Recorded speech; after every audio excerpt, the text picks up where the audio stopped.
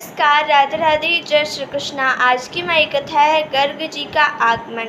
भगवान श्री कृष्ण माया रूप में आते हैं उद्धव जी के पास और उद्धव जी से बात करते हैं। फिर उसके पश्चात उन्हें कहते हैं, हे उद्धव, अब तुम चले जाओ अपने घर।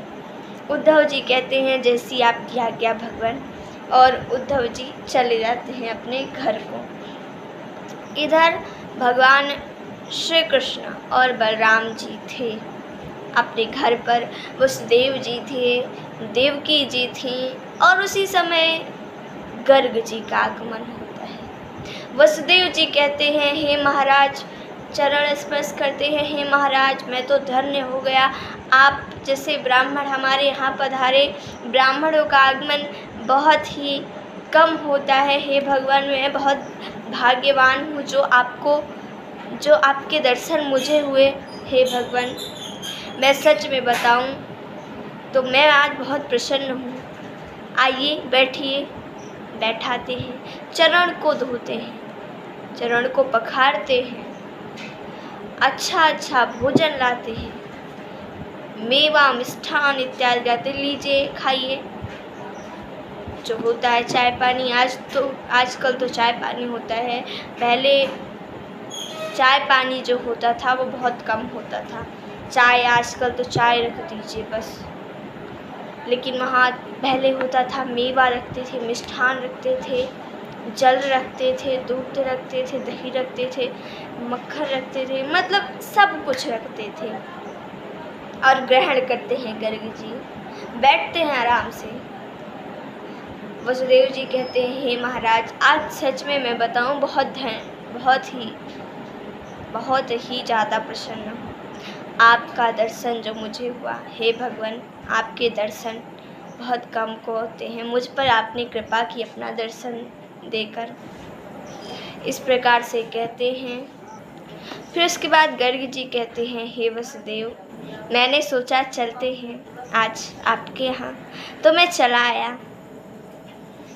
वैसे ये कौन है? ये तो आपके दोनों पुत्र हैं ना? वसुदेव जी कहते हैं, हाँ महाराज, ये दोनों मेरे पुत्र हैं। पुत्रों को बुलाया, माथा टेको। माथा टेक के प्रणाम किया कृष्ण जी ने और बलराम जी ने। अब कहते हैं वसुदेव जी, वसुदेव जी कहते हैं, हे महाराज, इन दोनों को आशीर्वाद दीजिए।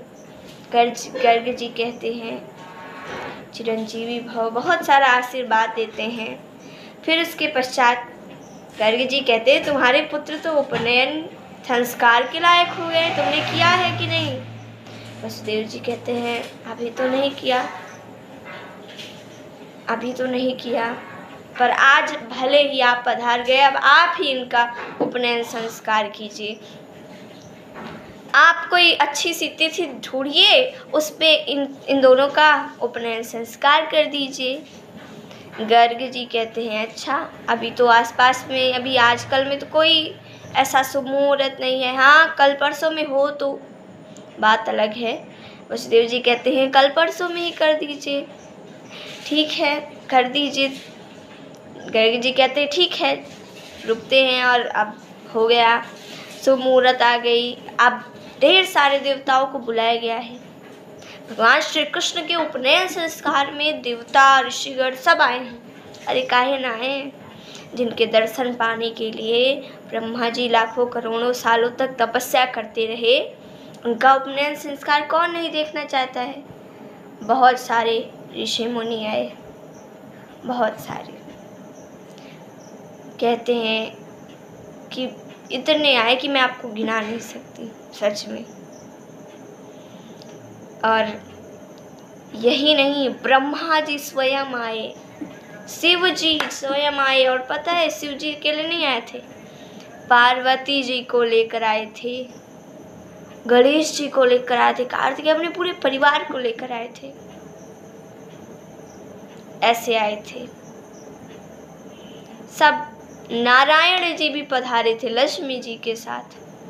ब्रह्मा जी आए थे, सरस्वती जी आई थी, सब थे, मुनि थे। और मुनियों को देख करके बहुत प्रसन्न हुए वसुदेव जी, सबको आदर से बुलाए, चरण छुआ, सबका चरण पखारा, सबको बुला रहे हैं, सबके चरण पखार रहे हैं, कह रहे हैं मैं धन्य हो गया, आज तक मैंने ऐसा धन्य महसूस नहीं किया, ऐसा धन्य मैं पहले कभी नहीं हुआ। आज आप सब पधारे यहाँ पर। स्वयं गणेश जी आए हैं, अग्र पूजा उन्हीं से की जाती है, जिनकी अग्र पूजा की जाती है। आज स्वयं वही गणेश भगवान आए हुए हैं हमारे यहाँ, कितना अच्छी बात है। इतना कहते हैं और सबको चरण पखार रहे हैं।